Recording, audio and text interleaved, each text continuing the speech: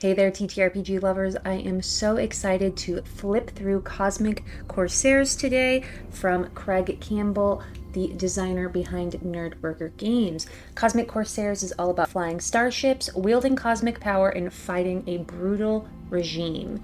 I'm getting hints of Star Wars, and honestly, I feel like any person who watched Treasure Planet and wanted to grow up to be Jim Hawkins will absolutely love this game. Anyway, I've got my hands on a proof copy of the game to give you a sneak peek before backing the Kickstarter, which launched today. More on that later.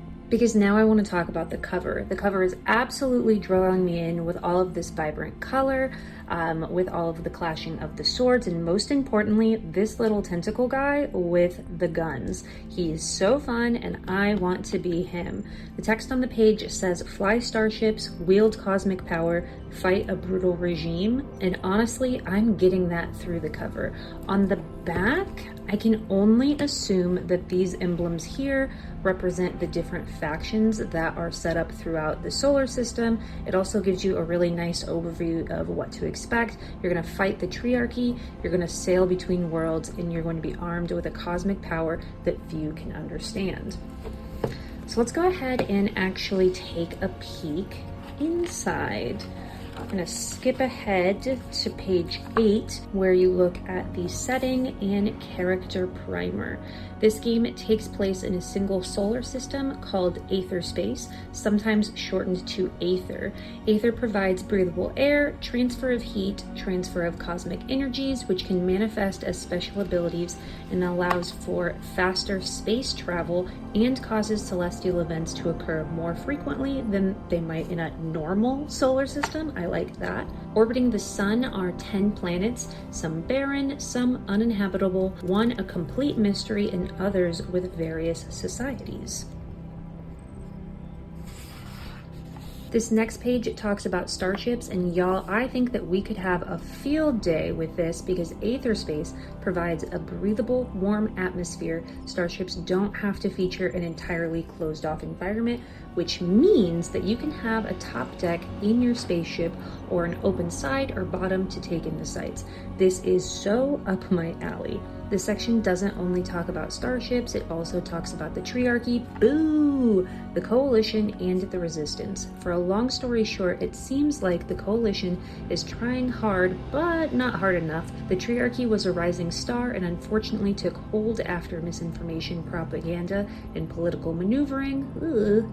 Seems very, very similar to what we're currently going through. And then the resistance has formed only in the past few years and is mostly made up of disparate groups doing what they can. Sign me up.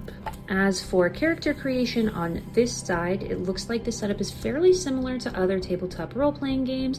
You're going to have an anchor or anchors that are like your core qualities guiding your roleplay, traits like body, mind, charm, and heart that define your overall capability, skills like insight, ranged combat, or creature lore, defense, discipline, and health, which will describe how difficult you are to get hit in combat, with psychic attacks and your health bar respectively. Conditions are ailments that you might accrue over your adventure, like exhaustion. Special talents are open to you based on the species you choose. Affinities guide how you can use your special abilities. For example, lunars are attuned to the moons and their relationship with planets. Channelings are the core capability that set you apart from most other beings in the system. And finally, novas are an excess energy that you can only use once in a blue moon. I like to think of them as like little special power-ups in video games.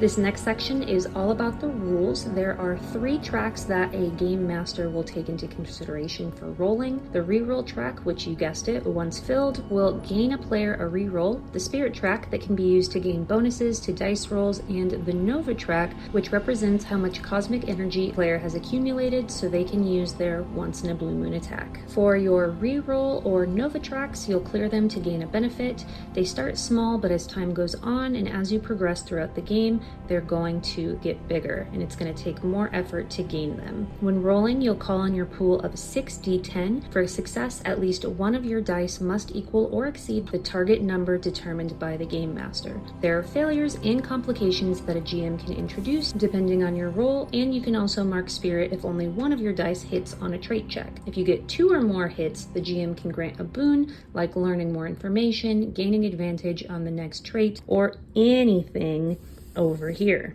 The next several pages talk about challenge difficulty, combat including attacks, weapons, damage type, conditions, and even what happens after character death.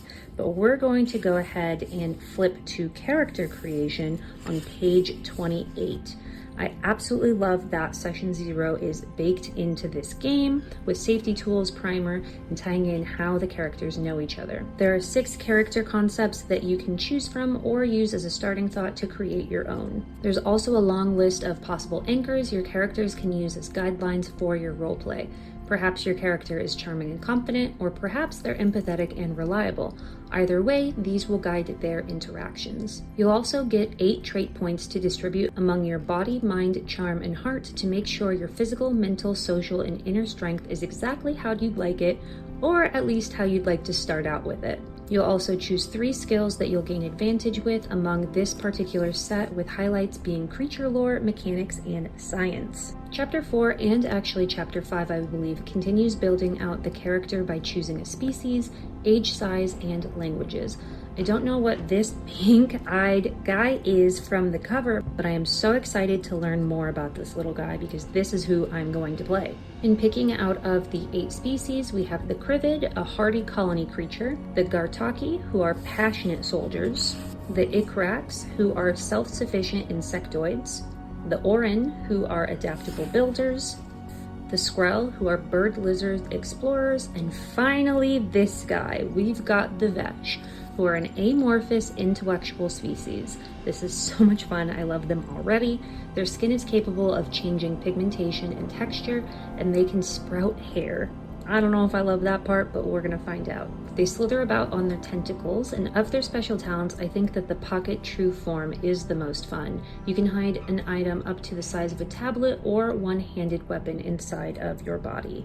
The next section is all about your affinities, like activating a Nova, that once in a blue moon special ability I keep talking about, where you can pick from Bending the Future, Comet Strike, Comet Wings, and so much more.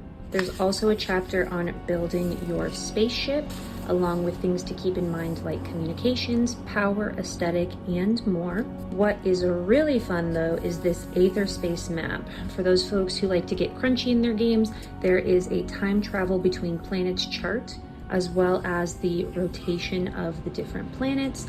I'm automatically wondering though, what's happening in the Verge and how can I get there? The next several pages continue the chapter on starships of the aetherspace, giving general stats on ships, starship lingo, combat, modifications, repair, and more. Overall, I think that Cosmic Corsairs is a really fun system with so much opportunity for exploration, not only of the system itself, but also its present themes. Craig has packed a lot of detail into a relatively small core rulebook with nuance and rulings, with understanding that he wouldn't be able to cover everything that a game master or a party might experience while playing the game. I'm so thrilled that I got to see a sneak peek before it launched on Kickstarter. I really do think that this game can fill a lot of the different adventures that different types of people are going to want to use it for. Those who want to replicate some of their favorite media, those who want to fight against a regime that's slowly trying to snuff them out, those who want to explore the vast universe and beyond, and so much more. So if that sounds up your alley, be sure to check out Cosmic Corsairs on Kickstarter to get your hands on a PDF or print copy. But until then, be sure to let me know in the comments what type of game you're going to try to play with this unique system. For me personally, I want to explore the Verge and everything beyond.